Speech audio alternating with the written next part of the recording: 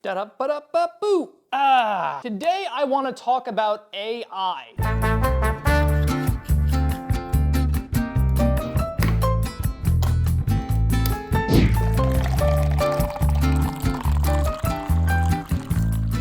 Already a viewer of the channel, you know I have been dogging on AI channels for weeks, probably up to a month at this point. I will not stop until the AI channels go away. But I feel like when AI started to become like a visible thing that would integrate into our everyday life in the 2010s, late 2010s, early 2020s, I didn't expect it to be like this. At first, AI was something that was, helping out the assistant on your phone, like, Siri or Gemini or whatever little Cortana-like person is living in your phone. It was gonna help you schedule appointments or, help you look up recipes, something simple like that. How can I help you? Hi, I'm calling to book a women's haircut for a client. Then in the grand old year of 2022, we were graced with the presence of ChatGPT, which became the all-in-one platform for, I don't really want to do this. But now it's not just ChatGPT, it's Goth, it's Claude, it's whatever AI you use. It's just getting out of hand. So I want to talk about how AI is impacting the YouTube landscape. I want to talk about how we, as viewers of content,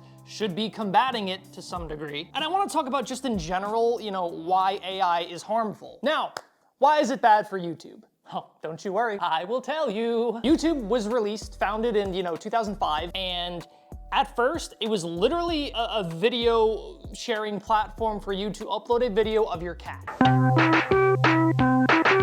That was the early days of YouTube. You had Smosh, you had Nigahiga, you had Fred. Hey, it's Fred! Oh my god, there's a shark! But for the most part, it was goofball content. Silly old, goofy goofball content. Then as technology improved, you had gaming content on the rise. People were able to start getting, cheap at-home equipment. You had the wave of commentary channels. You had the wave of prank channels. People started literally making content businesses on YouTube. People were making money. But all around that, why was the content being made? It was for fun. We were having fun with content. We were being creative. We were coming up with different concepts. There was a lot of skill that had to be put into it. A lot of skill that I never was able to develop, but you could watch a video and be like, damn, that person put a lot of effort into that. And then YouTube came up with YouTube Shorts, which at first was a good thing. Now that there's so many different social media platforms and so many people have access to technology, viewer attention spans are going down and down and down every single year. Because you got the little kids on their little smartphones like, another video, another video. I just opened emergency call on my phone. I gotta not do that. These little youngins, they want more and more and more and more. And content is sped up to a pace that is, super, super fast. You gotta be on it, man. You gotta be uploading weekly, daily shorts. And shorts is a nice way for you to take, a small concept video around like 60 seconds, and you can post it and hope to reach new audiences. YouTube has something called the short shelf, where you post a short and it gets pushed to a small amount of viewers. If it does well, it'll get pushed to the next stage, which is a more amount of viewers. And then if it does really well, it gets pushed to a bunch of people, and then it can go viral. But at the bare minimum, you post a short, you can get a few subscribers that will find your channel. But it is so hard to go viral on this short shelf. Now, nowadays, in the good old year of 2026, this also kind of, applied to 2025, people have realized that they can use all these different AI programs to essentially make their videos for them. Hell, even just apps like YouTube and Snapchat have integrated AI voices into, their apps. So you can literally just give the AI voice whatever text you want it to say, and it'll just do the narration for you. You don't even have to do it. And on top of that, you probably can use AI to search for stock footage. So what have people been doing? They use AI to make their voice narrations for YouTube Shorts. They use probably AI to look for stock footage to put in the background of the YouTube short. And hell, you can use AI to come up with titles and maybe even thumbnails. So certain channels have now exploited the YouTube algorithm through YouTube Shorts to spam post AI-made content to grow their channels. Why are they doing this?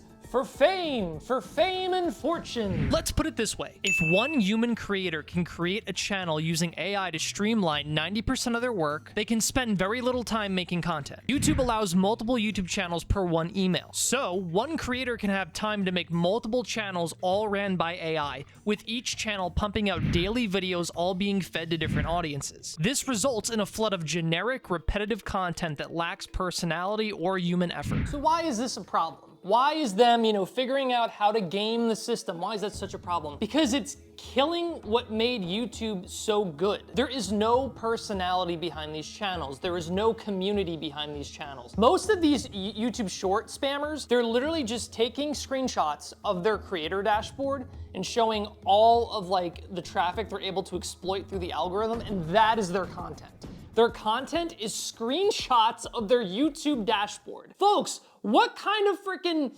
dystopian society are we living in? Remember when you discovered PewDiePie, Markiplier, any of the OG YouTube creators? I used to watch a lot of Excalizors. Remember when you discovered freaking, what's the dude's name with the bald head? Oh God, that sounds so bad. Vsauce. Remember Vsauce? You discovered Vsauce? That's gonna start not happening anymore. Soon people are gonna have access to AI that's gonna be able to just create all of the video for them. They're gonna be able to make an AI person and create a background, and they could even, it's already happening right now. Somebody could make a short 60-second clip of that looks exactly like this, with an actual set and lighting, with a coffee and someone talking to a camera. Hell, this video might even be AI too. You wouldn't know it. So what is the point I'm trying to get at? The point I'm trying to get at is media literacy. Understand, when you are supporting these channels that are, have the general AI voices. I understand trending sounds on apps, but all of the trending sounds right now are freaking AI voice. When you support these AI voices, you're supporting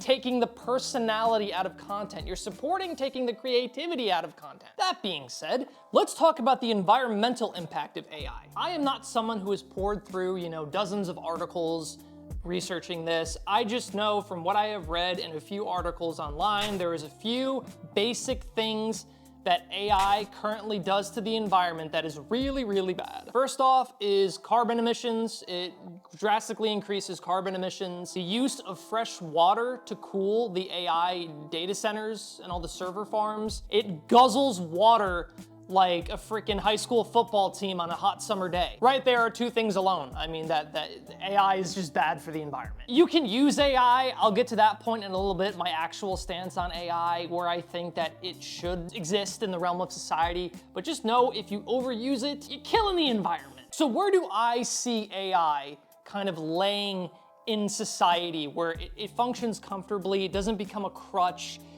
That's really it, is it shouldn't be a crutch. AI should be something that actual creators is the word that I want to emphasize there, that they can use to automate certain things they don't know how to do.